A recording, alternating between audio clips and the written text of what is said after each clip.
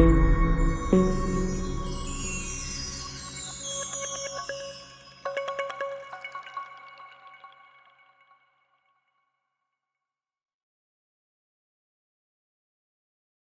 3, we see this in Philippians 4:6. After looking at the problem for peace and the pathway to peace, we see the prevention of anxiety. Watch what he says in verse number 6, latter part.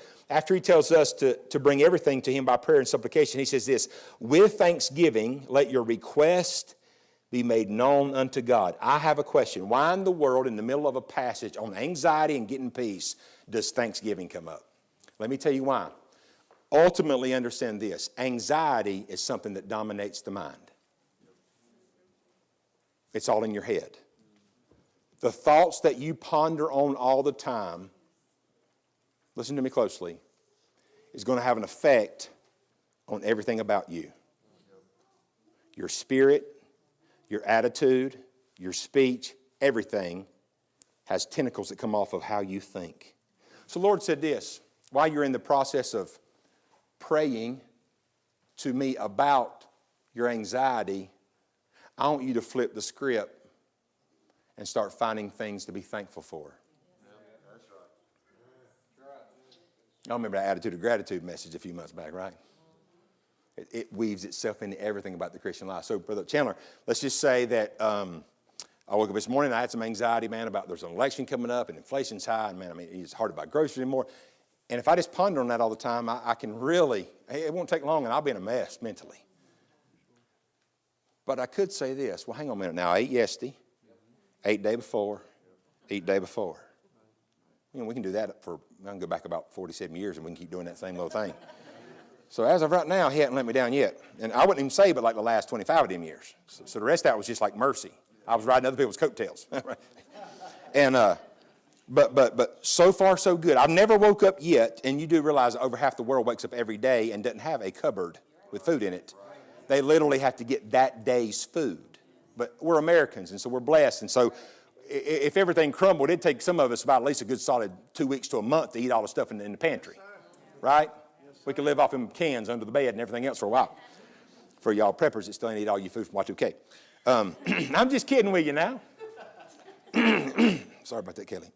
Sorry. But if I start walking through everything I got to be thankful for, well, hang on a minute. What am I worried about?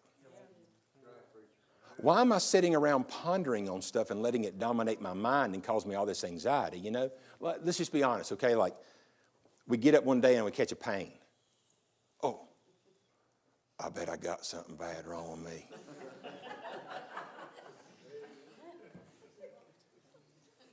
This is it. Oh. I'm being serious. Listen to me now. And it could be a muscle spasm. It could be just something minor. You know, maybe it's a disc giving you some trouble. But you call the doc that morning and say, when can I come? I can't see for 10 days. Oh, I'll be dead. I'll be dead time you see me. And then we're calling like other places, other counties. You know, we're calling Life Back. And what it was, listen now, you sit down wrong and you caught a pinched nerve, right?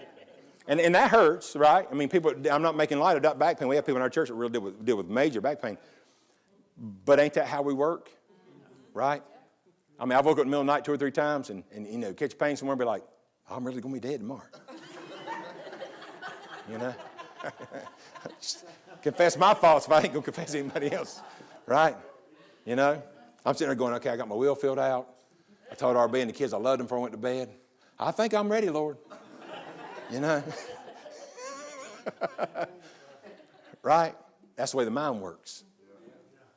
It just runs wild. It runs crazy. And so he says, I tell you what to do. Instead of letting anxiety be what dominates your thoughts and every other area of your life, flip the script and start being thankful for what you